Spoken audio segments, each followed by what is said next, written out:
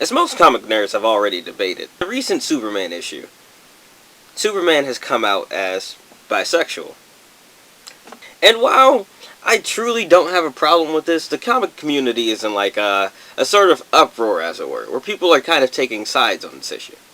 This is actually coming off the tail end of Tim Drake coming out as bisexual. You know, Robin. And while I don't outwardly have a problem with this, it stems in my feeling of how media has been handling diversity as a whole. The problem is how it's being shown. The problem in a strong black character. The problem in a strong female character. The problem in a strong gay character. Media has not been handling these stories well. They've been handling them more and more lately, but that's kind of the problem.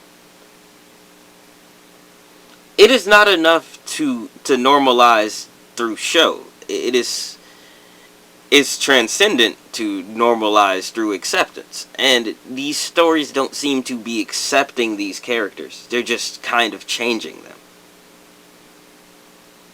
Now, I do understand the push. As most people should. You should understand the push for characters to be bisexual or for writers to explore sexuality in comic books. That has been a thing for a very long time. And while it does pain me to say it, it's actually because the male gaze is extremely strong as it relates to comic books. Because doing the same thing with a female character wouldn't exactly have the same effect. For instance, if you've shown like Poison Ivy kiss a woman, Poison Ivy was famously kissing women for her entire run as a character, and that has never like played into any role of her sexuality. But her relationship with Harley Quinn did.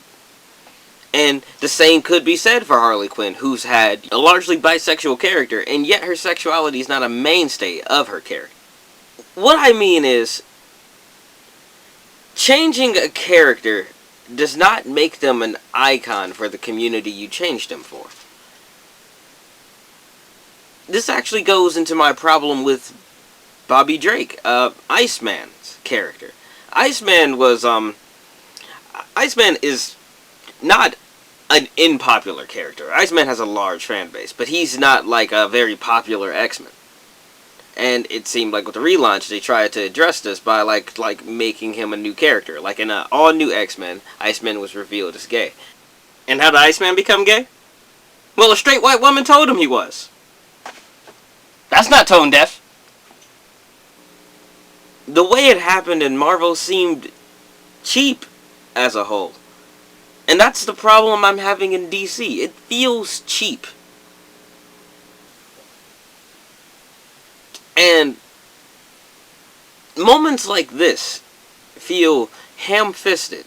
They feel like manipulative in a way. And gay and straight people think this alike. Because it is.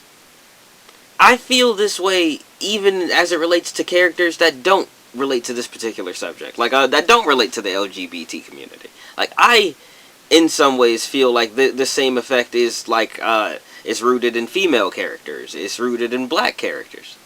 Let's talk about this as it relates to black characters.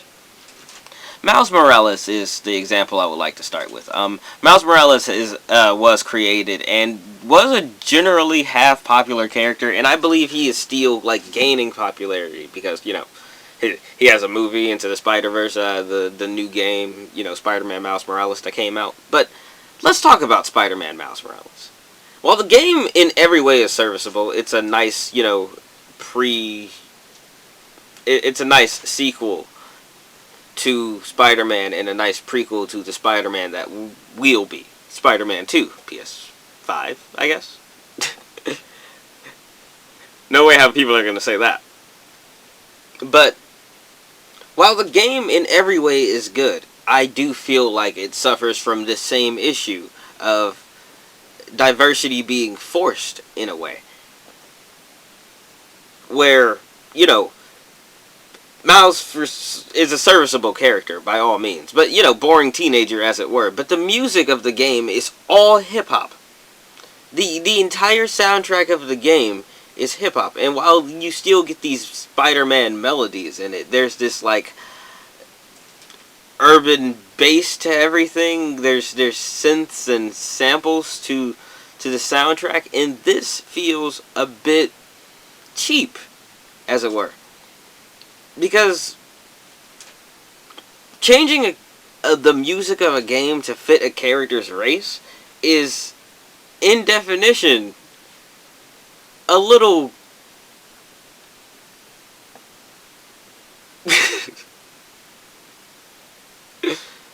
prejudice, as it were.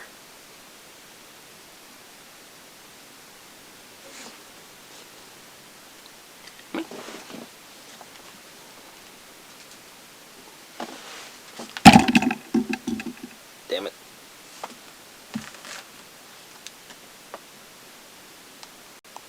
Now, the soundtrack of a game may be a bit of a weird issue to harp on, but what I mean in this is suggesting that a character only listens to one kind of music to depict their race is kind of a cheap ploy. It's a bad idea.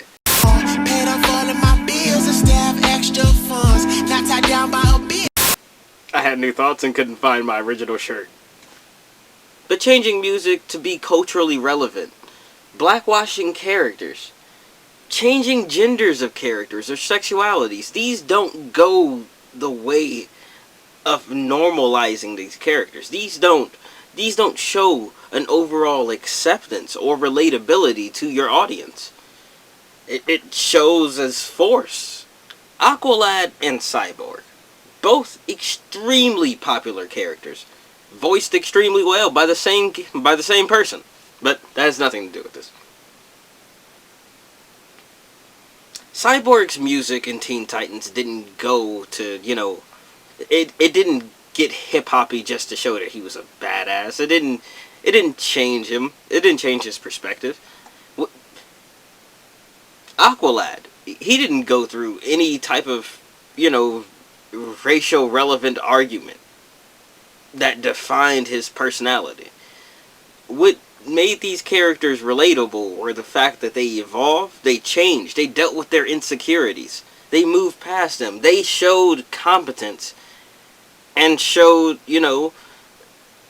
strength in their incompetence. That's what made those characters relatable, the story around them. Case in point, Iceman is not a gay icon. Tim Drake, Aqualad is not a gay icon. Northstar is a gay icon. Batwoman, Harley Quinn, Prodigy, Speed, Hawkling, Midnighter, Apollo, Wiccan, these are gay icons.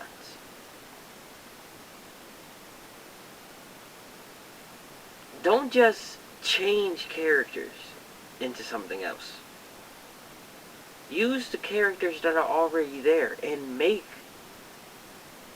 write interesting stories accepting these characters. That's relatable. I've been Jordy, signing off.